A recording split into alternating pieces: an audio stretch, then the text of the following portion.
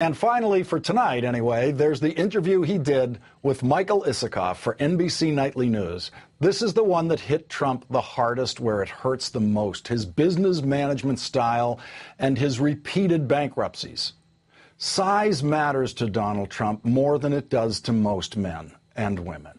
Indeed, nothing matters to Trump more than the size of his bank accounts, wherever they may be. Mike Isikoff pulled back the curtain on Trump's questionable enterprises.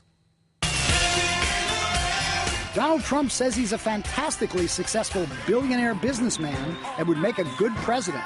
I have built a great company. I've done a great job. I put a lot of people to work. But a closer look at Trump's business records also shows high-profile bankruptcy filings, multi-million-dollar real estate deals that went sour, and a trail of ongoing lawsuits accusing Trump of deceptive business practices. The only thing that's brilliant about Donald Trump is his ability to get publicity and to promote himself. In that way, he's a contemporary P.T. Barnum. I don't think I exaggerate any more than anybody else. And it's interesting. It then becomes successful. And everybody says, oh, what a great salesman he is. He's the greatest salesman on earth. Excuse me. Don't I have to build it? Trump owns luxury properties all over the world and makes millions licensing consumer products. He's a brand name and a tough boss. Trump rules on his hit show, The Apprentice, now in its 11th season on NBC. And Gary, you're fired. But some critics say his own management should have gotten him fired. Trump hotels and casinos in Atlantic City filed for bankruptcy protection 3 times. They've since emerged from bankruptcy, his name's still on them.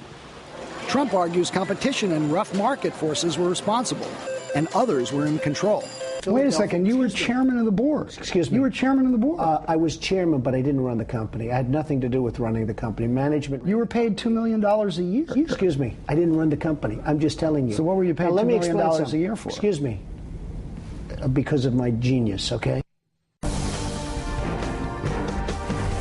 And finally tonight, the Donald wants you to know he's a real serious dude when it comes to running for president, because he's showing all the signs. First, he's traveling to the early primary states. Next week, he's going to be off to New Hampshire. There, according to a bigwig at the Trump Organization, he's expected to give some type of speech. Sounds promising, doesn't it? Then Trump will take his act to Nevada. He's slated to speak to several GOP women's groups at Treasure Island in Las Vegas. I'll leave that one for Stephanie.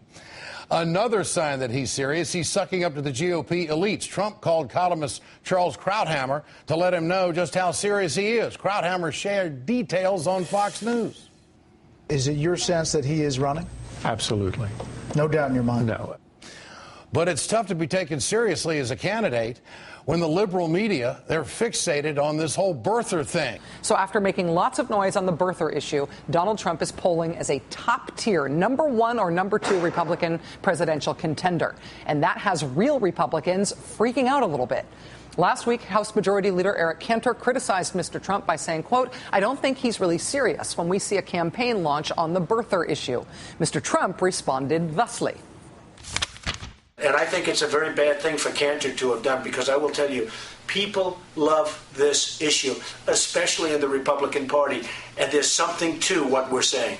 Whatever you think of this odd publicity stunt candidacy, Mr. Trump is telling the truth about the birther thing.